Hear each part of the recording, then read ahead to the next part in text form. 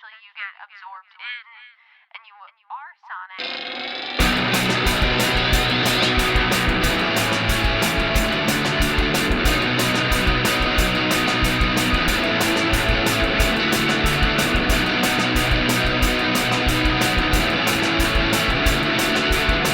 Hey everybody, welcome back to No Repeat, a podcast where we pick 3 songs every week with no repeats and no do-overs to create a perfect playlist for every occasion life throws at you. I'm Taylor Olmstead, and I'm joined by my co-hosts Tyler Reed. I haven't been invited to enough weddings, and that's a crime. And Sean Evans. Oh god, he's gonna cry about it.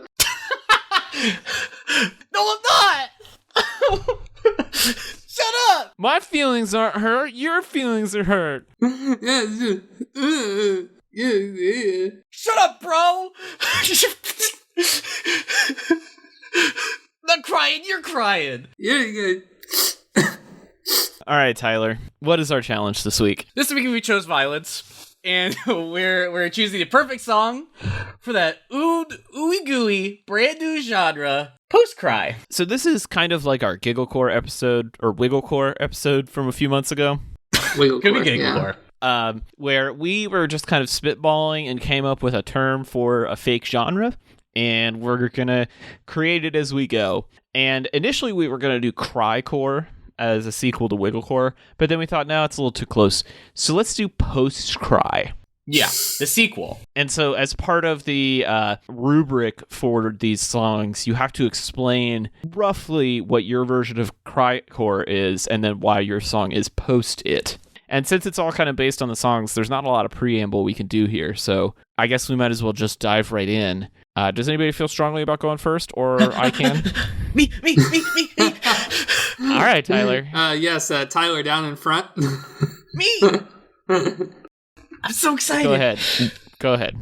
This week I chose Feel the Way I Want by Caroline Rose. Well, baby, watch me freak out. Gonna feel the way I want to. Feel the way I want to. Feel the way I want to feel. Feel the way I want to. Feel the way I want to. Feel the way I want to feel. I'm gonna feel the way, feel the way, feel the way, feel the way, feel the way, yeah. I'm gonna feel the way, feel the way, feel the way, feel the way. Alright, so, post-cry is a sort of... It's not necessarily Crycore, and post-cry can kind of exist sort of within the same... They sort of can play in the same space. And so, you could almost say, no one's really going to be saying out loud, but post-cry really... The full definition is post-cry clarity, in which it's the feeling you have once you get over that cry, your intense crying, you're saying, I am feeling better now, and now I'm going to get on with my day. And so what post-cry does as a genre is that it seeks to alleviate the sort of the pain, the suffering of sort of like the composition of Crycore, where it's like very down, it's very moody, it feels very melancholy, where post-cry takes those same sort of lyrical contents or generally tries to subvert that in some way, and then gives it a little bit of spice, pumps it up, and it's sort of like the ska effect, where it's like we're singing about something sad, but we're playing something happy. And so I feel like that's really kind of like the crux for me of that. And so I feel like post-cry can kind of exist sort of almost with Crycore, because I think one of the best examples is Phoebe Bridgers' album has that one song. It's got Kyoto, it's got Motion Sickness, and you're like, ooh, these songs really pump me up. These are nice, exciting songs in an otherwise pretty like sad, dreary album. And so Caroline Rose sort of kind of exists, sort of plays within the space of all those sort of like artists that are identify as their name and sort of, are generally sort of like the front women. They sort of do, it's kind of them. It's mostly about them, but they have a backing band and whatnot. But Caroline Rose sort of takes that sort of format and she says, well, I'm going to funk it up. I'm going to give a little bit of spice, give a little bit of that disco flair. And so 2020's Superstar was absolutely one of my favorite albums because it was vulnerable, but it was witty, it was powerful, it was independent, and Feel the Way I Want just feels like it's about, who cares like what other people's expectations of me are? I'm gonna do whatever I want. And, because that's going to make me happy. And so I feel like that really embodies the idea of, like, a post-cry where you're like, it's probably a relationship or, like, something's gone wrong. And you're like, you know what? I don't need this anymore in my life, or I'm going to try to move past it. And this song, and, I'm just going to feel good about myself. I'm going to be empowered. I'm going to choose violence. That's it. That's what I picked. I don't know that I totally agree with your conception of crycore, Sure. because I guess I was envisioning something a little more like, we talk about core as a suffix being tied to hardcore, Sure.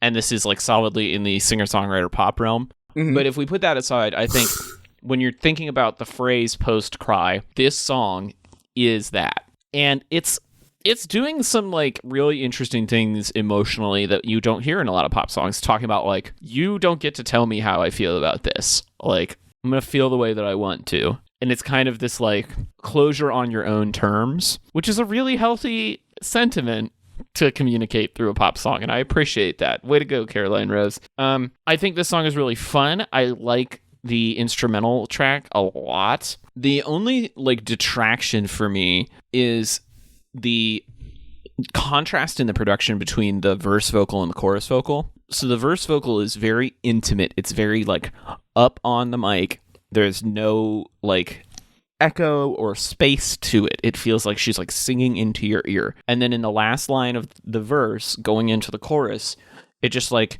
snaps and all the echo comes in. And then there's tons of background vocals and it's a huge vocal delivery and everything. And I guess I just want like either a ramp or a consistent approach throughout. It feels kind of jarring when it like flips over and then flips back. I bet that probably gets fixed a little bit in live, which yeah. I know realize doesn't count for much, but Right. And I think maybe the other part of it too would just be if she had backup singers other than herself on it. That might help, because I think that's part of what makes it jarring, is it's like all of a sudden there's like 5 of her, and maybe just like a different vocal timbre on those chorus background vocals would help. I don't know. I like this. I mean, I already picked... Caroline Rose is not new to our playlist. I think she was in the first 100 episodes, and I had picked her. And so I like her writing style a lot. I think that her artistry is very, very, very well done. I like the way that her verses and her rhythm is with her lyrics. It's really good. I don't know if this is an echo or if this is a chorus that she uses on her voice. It feels more like a modulation than but I don't know. It might be like just like millisecond tracked, like double tracked. But yeah, no, I think the effect, like you said, Taylor, is really good. Now, what influences were you like? So, I think So I would say that zoned on this part. Like, what are the influences that makes this post cry? So you could say, I think there's a lot of different sort of like artists in the canon of. I feel like there's sort of like a genre of like like women who identify as their name as like performing artists that have like a relatively like pretty large body of like sad or melancholy music, or they have like ballads that they do, or it's a very dynamic performance. And so like what I'm doing is I'm saying this is sort of maybe not necessarily a genre that is currently like just right now, but has sort of happened throughout time as a sort of call and response to something. An era becomes overly melancholic. These songs or these artists are choosing to be a little more dynamic and exciting for things. Like you could say, or like I said, there are songs that sort of like pep up a certain song or a certain track on an album. Like I think Angel Olsen, "Shut Up and Kiss Me" also is a good example of a post cry. The entire Bumper album, which is the singer from Japanese Breakfast, her albums I would say are pretty crycore, and so she sort of like subverts that with the band Bumper to be a little more upbeat and a little more peppy. So I would say that one of the first post-cry artists would probably be Carly Rae Jepsen, who sort of like takes the sort of idea of a melancholy and sort of like takes that, but adds it with like a sort of a classical sort of like vintage sound to it, like sort of like more like an 80s style, and sort of like takes the same like sort of melancholy sounds and makes it exciting and interesting a little bit more musically, or like aside from like just the vocals. Okay, I like it. I mean, really, that's what I think. The challenge is to put a good song on here and then describe how it meets your definition of post-cry. Yeah. I would say... So that's why I just want to find out, because it's just like, that's what I'm more interested in. This is a great song. Awesome pick. We could go through it all day and talk about it, but I think it's more of like, how did you get here? Right? This is a process challenge. Well, speaking of process, Sean, you want to give us an idea of your process? Yeah, of course. So this week, I chose Public Service Broadcasting. Go!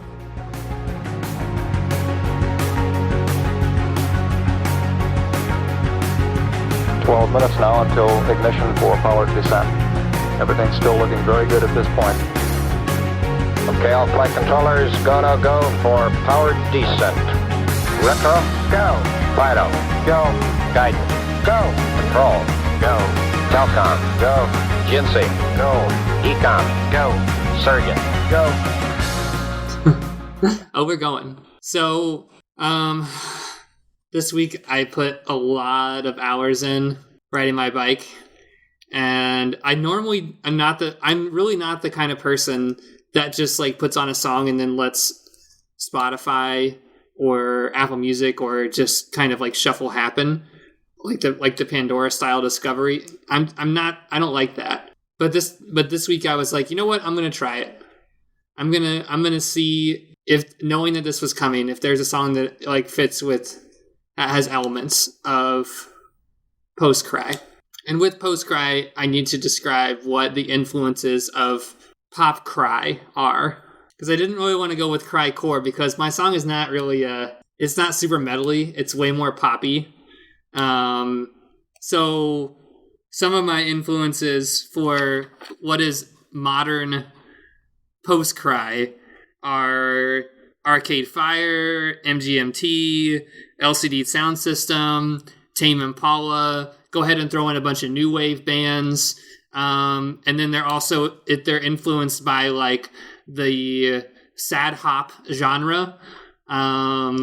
Like, oh man, what's that band that is now everybody hates on, but their first album was 21 Pilots. Okay. Like there's a lot of like sad hop that was out there, and this is like, so post sad will draw from these influences, right?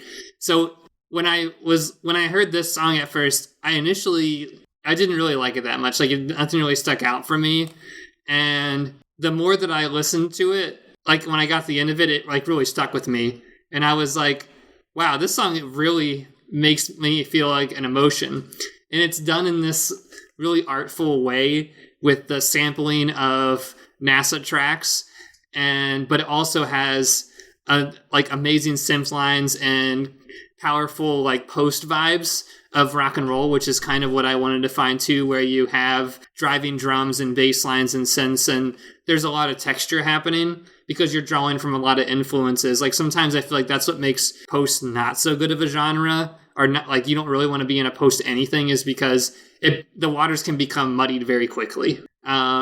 But I feel like what really pulls this one out is that it's for being a track that samples moon landing audio from the 60s, the lyrics are amazingly catchy, right? Like when you get to the chorus and you're like, go.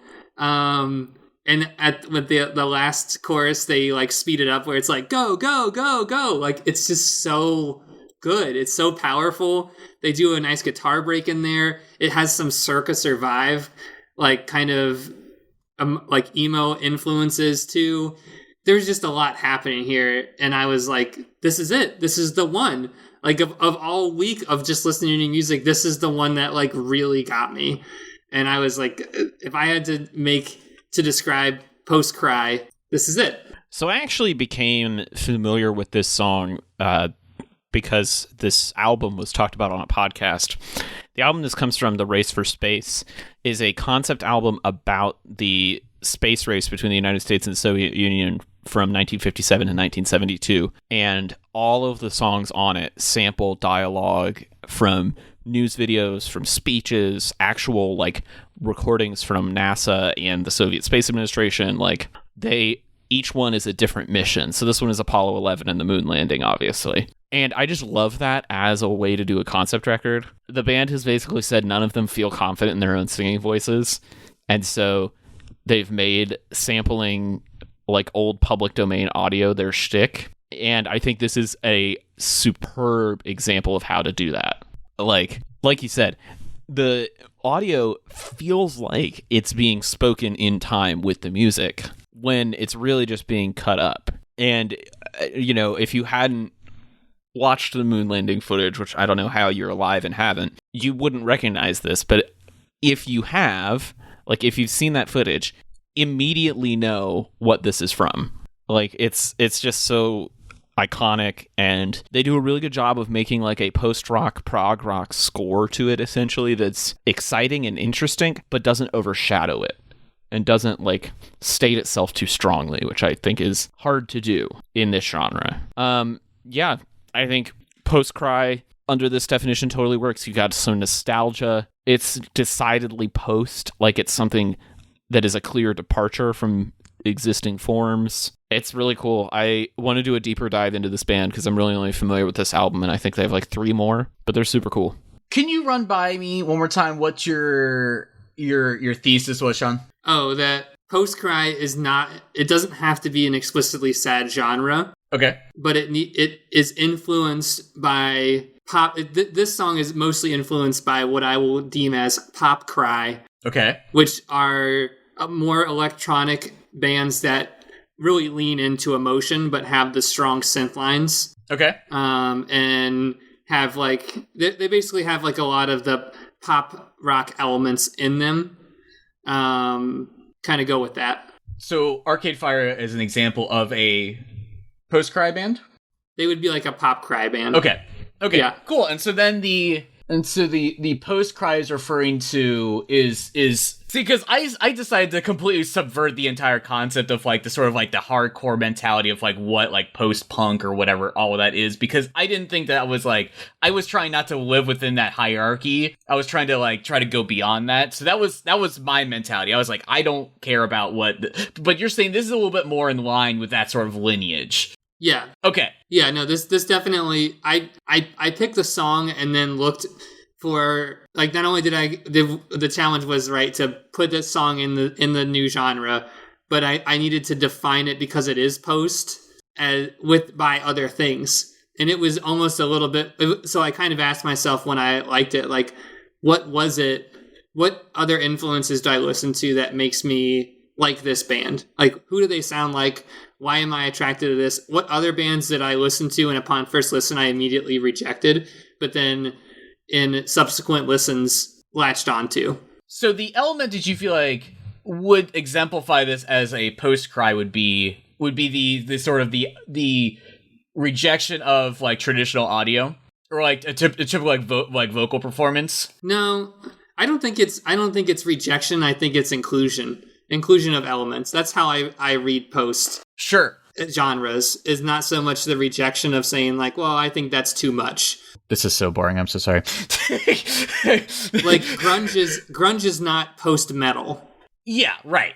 I guess I'm just trying to, because I feel like this song and probably this band, I feel like would fit into a lot of the different artists that you sort of mentioned as influences on this.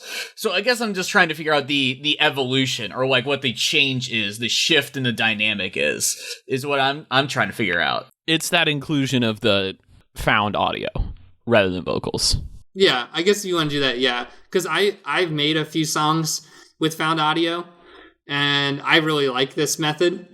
Especially if you don't like your voice, I feel like finding the public domain stuff is really interesting. You can incorporate genres and like different things into your stuff. So I feel like I did, like, was it 10 Minute Tech Talk? Did that had a found? Yes, quote, the unquote, theme music for that podcast had found audio in it. And then this podcast uses audio from that podcast in its theme song. Oh yeah, that's right, because it's got Emily's voice to warm it up. That's right. Yeah, no, I like this element. So when I found this too, I was like, well, this is really nice. Okay, well, the song's good. I like the song. Thank you. Well, that just leaves me, and this week I chose Kitty's remix of Rhodonite and Grief by Law Dispute. Lifetimes lived and died for a moment in a turnaround. I was waiting in the car and drive, watched you hurry on the cross. The image of your life in your mind fades, and I could see an anxious strength in you, a bravery born in pain, waiting by the front door unknown. Kill me by surprise again. I don't want to stay alive to watch the words go first like hers.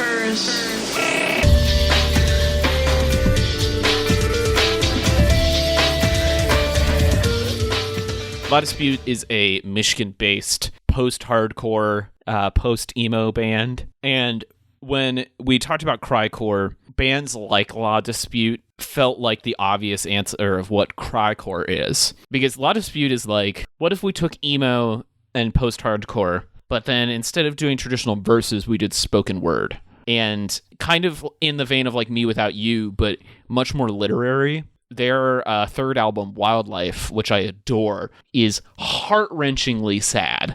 And it's written as a collection of short stories by a fictitious author. So the songs don't necessarily have choruses so much as like themes in a story or a poem. And, you know, they've done varying experiments like that. Like their next album, Rooms of the House, is about like going through a house and having memories that occur in different rooms.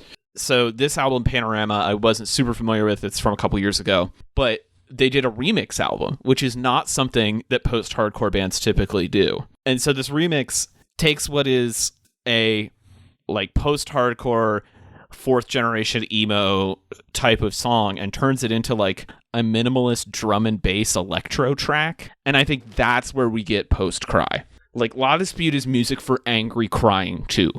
Right? They write like songs about kids having cancer, and like there's a song about a mass shooting they have that's really powerful. This song is about grieving and being on mental health medication and all sorts of things. But then you put it in this like electro drum and bass groove, and it feels like something very different. Like it's still got the darkness, it's still got the sadness, but you could hear it in like a real experimental dance club.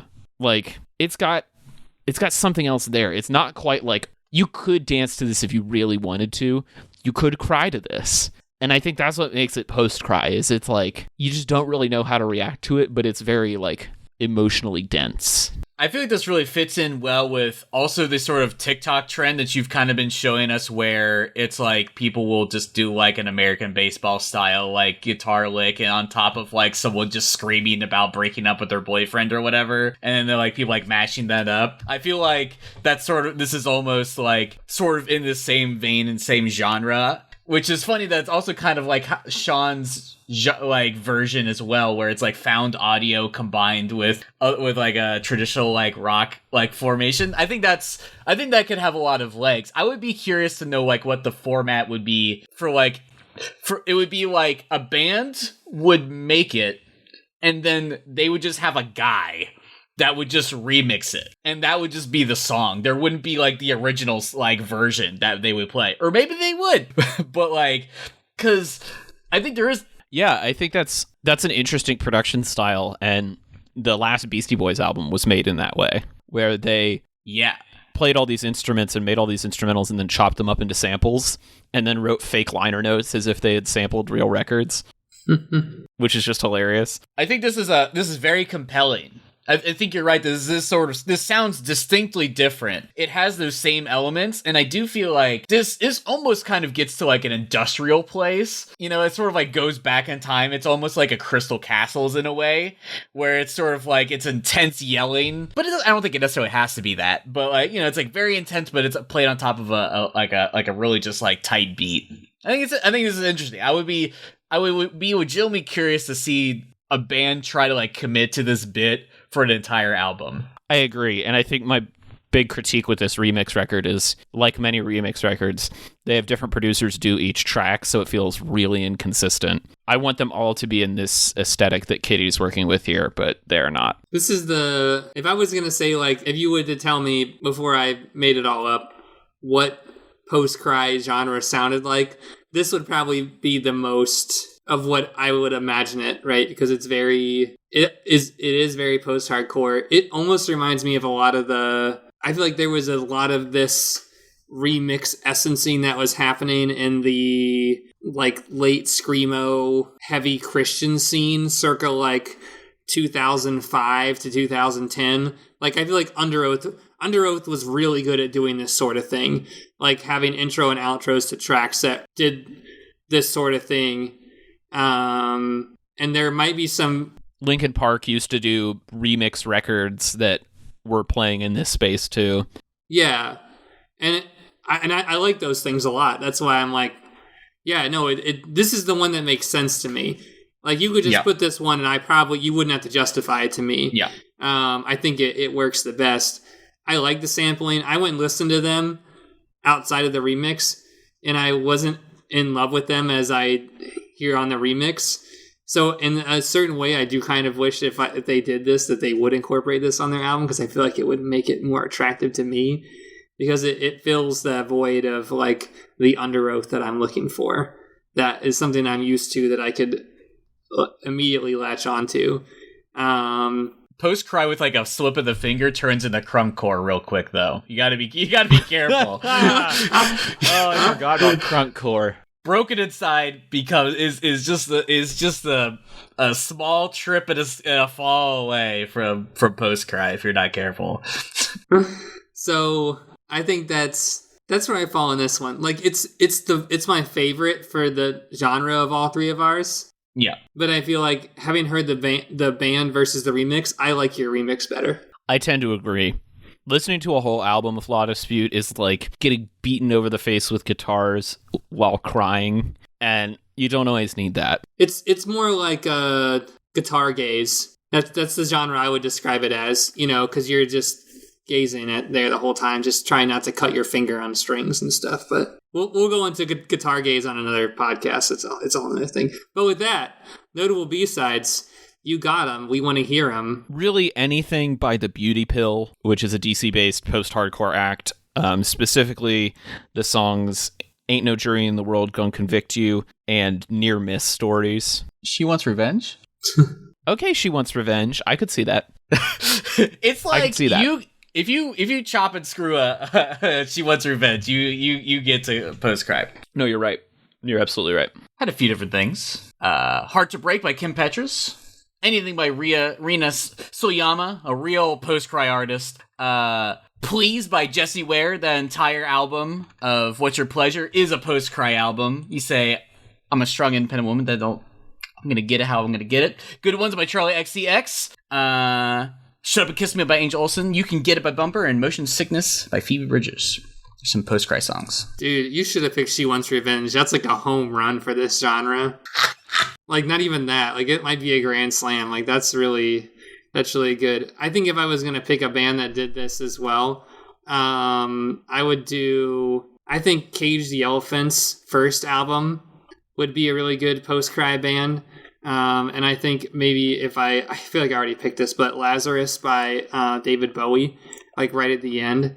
That would be a really good post-cry genre, too. I feel like just the whole... was that what the album was called, too? Black Star was the album. Black Star. Black Star is just a good post-cry album. Probably if you wanted to say, like, what's a made-up genre that you could give me a whole album for? Like, I just think that one works. Yeah, I don't know. I guess if I had to take another, like, big swing at it, maybe... and what's U2's album with the boy on the front? It's not Bloody Sunday's on it, but it's not. I don't remember what the album is called. Yeah, is it War? Yeah, War would be a good post-cry album as well. If you wanted to like really dig into some of the 60s and 70s bands as your backup for creating post-cry. I feel like War is a deeply emotional and personal album that capitalizes on the cry. I kind of wanted to get away from having cry be like emotions be the driver of my definition of the genre, but I think that equally can be done even better effectively, I guess, if I'm not just putting words together in a way that grammatically makes no sense at all. You're doing great. Proud of you. Well, Tyler, if people want to pass you a tissue, where can they do that? Find my design illustration work at rudepets.club. As always, 5 minute sources, Rude Pets Club on Instagram and Twitter. Sean, if people want to come to you for some soothing, where can they get that? Oh my god. You could not make this the worst outro. You can find me on Instagram at TellySean. Pass you a tissue would come to you for emotional healing. And if you just need to hug it out, you can find me on the socials at TC Olmstead. All of these songs will be on the official No Repeat podcast playlist. All the B-sides will be on our B-sides playlist, which is maintained by Super Deluxe Edition podcast pal Ivan Glasgow. And we will be back next week with another episode of No Repeat.